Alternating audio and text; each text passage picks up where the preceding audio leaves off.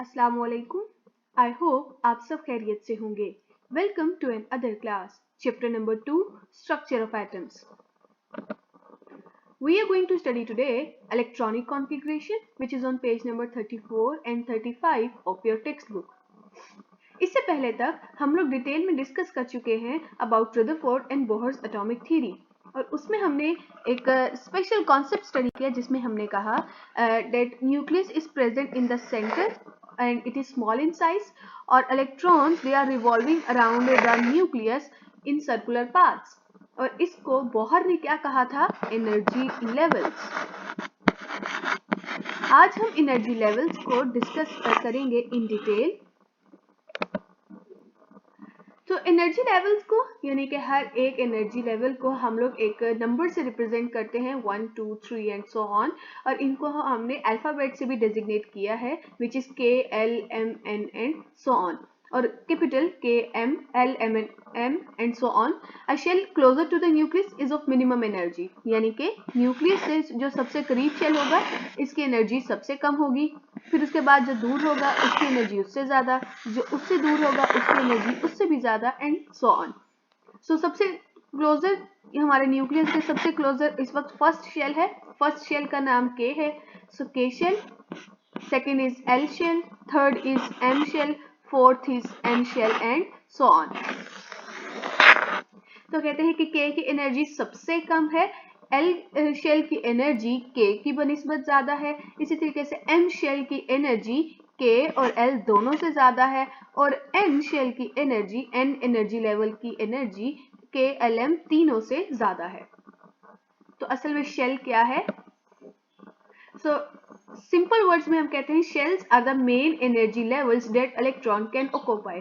ये वो energy path है, ये वो पाथ है जो एक इलेक्ट्रॉन फॉलो कर सकता है. तो इस फॉलो करने वाले पाथ को हम क्या कहते हैं? Shells. They are represented by circles, जैसे हमने यहाँ पर सर्कल से शो किया, and they are counted from the centre outward.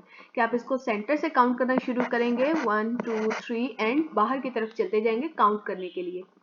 अब एक शेल में कम से कम कितने इलेक्ट्रॉन्स रह सकते हैं, और ये यानी कि एक शेल कितनी इलेक्ट्रॉन्स को एनर्जी प्रोवाइड कर सकता है, वो हम कैसे कैलकुलेट करेंगे? By the formula 2n square. So 2n means the number of shell. So first shell में हम काउंट कर लेते हैं कि कितने इलेक्ट्रॉन्स आ सकते हैं. Square is equal to 2 multiplied by 1 which is equal to 2. It means K shell can have only 2 electrons. के शेल के अंदर सिर्फ इतनी ही एनर्जी अवेलेबल है कि इसमें लीस्ट नंबर ऑफ इलेक्ट्रॉन्स 2 यानी कि इसमें रिजाइड कर सकते हैं. मैक्सिमम नंबर ऑफ इलेक्ट्रॉन्स 2 जो है वो जिनकी सबसे कम एनर्जी होगी वो कहाँ रिजाइड करेंगे? के शेल में. उसके बाद हम लोग देखते हैं about L shell. So L means second, square 8. So it means L shell can give energy to 8 electrons, यानी कि कम से कम 8 electrons L shell के अंदर revolve कर सकते हैं. Next we go for M shell. So 2 third shell, square, total of 18. So it means M shell can accommodate 18 electrons. And similarly for N shell, 2 into 4 square, we get total of 32. So it means N shell can accommodate 32 electrons.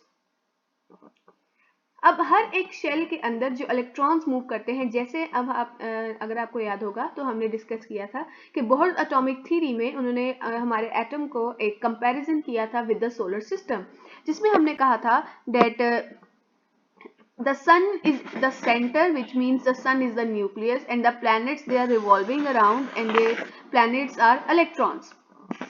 हमने यही कहा था हर एक planet एक specific fixed path में ही move कर रहा है. उस स्पेसिफिक फिक्स्ड पाथ को अब हम क्या कह रहे हैं? शेल. हर एक शेल की एक स्पेसिफिक एनर्जी है. हर एक शेल में specific number of electrons reside कर सकते हैं, स्पेसिफिक नंबर ऑफ इलेक्ट्रॉन्स रह सकते हैं. वो कितने हैं वो भी हमने फाइंड किए. तो इसी तरीके से अब हमने ये भी याद है कि जो प्लैनेट्स है वो सन के साथ के इर्द गिर्द मूव करने के अलावा वो अपने इर्द गिर्द भी रिवॉल्व करते हैं, वो सन के अलावा भी अपने एक्सिस के इर्द गिर्द रोटेट करते हैं। So same goes for electrons. Electrons nucleus को अंदर को सराउंड करने के अलावा, न्यूक्लियस के इर्द गिर्द रिवॉल्व करने के अलावा इलेक्ट्रॉन कुछ और डिफरेंट मूवमेंट्स भी शो करते हैं जो इनके अपने एक्सिस की तरफ होती है। उस पाथ को हम कहते हैं subshell. So a shell it is also consist of subshells, और एक शेल में कितने सबशेल होंगे वो डिपेंड करेगा कि हम किस शेल की बात कर रहे हैं। यानी अगर हम पहले शेल की बात कर रहे हैं तो इसमें सबशेल सिर्फ एक ही होगा, इसी तरह दूसरे शेल की बात कर रहे हैं तो उसमें 2 सबशेल होंगे, एंड सो ऑन। तो पहला शेल हमारा के शेल है, उसमें कितने सबशेल होंगे? जस्ट 1। कौन सा? एस। ये हमने खुद डिजाइन किया है according to their movement, S, P, D and F. जैसे हमने KLM खुद अपने से इनका नेम रखा था अकॉर्डिंग साइंटिस्ट ने, इसी तरीके से उन्होंने इन सब शेल्स का भी नेम रखा according to their names. So S, P, D and F.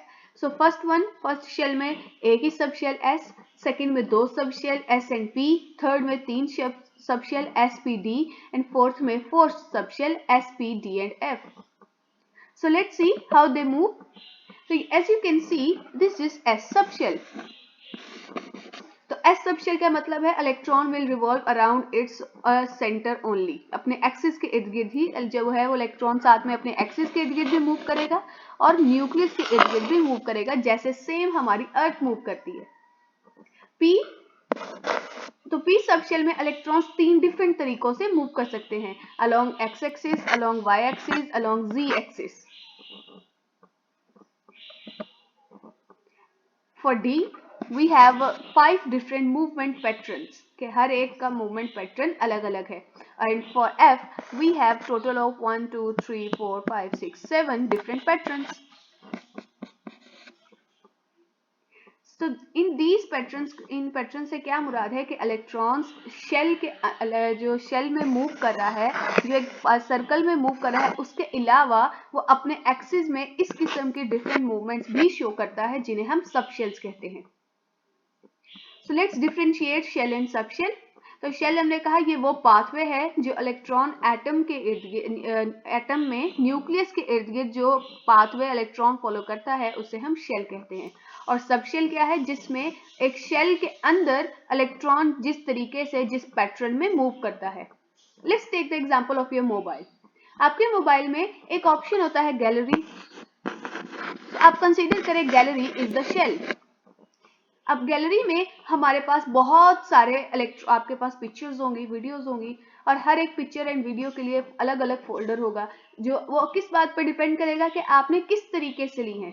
अगर आपने जो है इंटरनेट के जरिए से पिक्चर को डाउनलोड की है, so that picture will go in the download folders. अगर आपने स्क्रीनशॉट लिया है तो that picture will go in the screenshot folders. और अगर आपने जो है वो आपके कैमरा से पिक्चर ली है, so that will go in your camera folder. So depend करता है कि किस मेथड के जरिए से वो पिक्चर कैप्चर की गई है। Same goes for the electrons.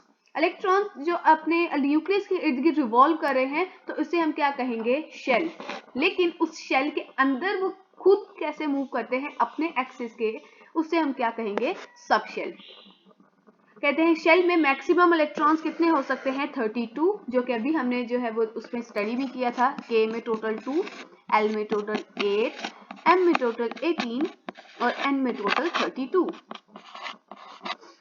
लेकिन सब शेल में कहते हैं मैक्सिमम नंबर ऑफ इलेक्ट्रॉन्स, ये डिपेंड करेगा कि हम किस सब शेल की बात कर रहे हैं। अगर हम फर्स्ट सब शेल की बात करेंगे तो उसमें नंबर ऑफ इलेक्ट्रॉन्स डिफरेंट होंगे, और अगर हम लास्ट यानी कि F सब शेल की बात करेंगे तो उसमें नंबर ऑफ इलेक्ट्रॉन्स और उसके अंदर जो पैटर्न है वो अलग होगा। So you must write this difference on your notebook. So for today we learned the electronic configuration in which we studied about shell and subshell. There is no need to learn these 2 paragraphs. You will start from here. First one, the definition of shell, which is the main energy levels that electron can occupy. And how we can calculate the number of electrons? It is by the formula 2n square. और उसके बाद what are subshells? So subshells. And how many subshells are present in each shell? तो हर एक shell में कितने subshell हैं, we can tell by their n value. So that is all for today. Thank you and Allah Hafiz.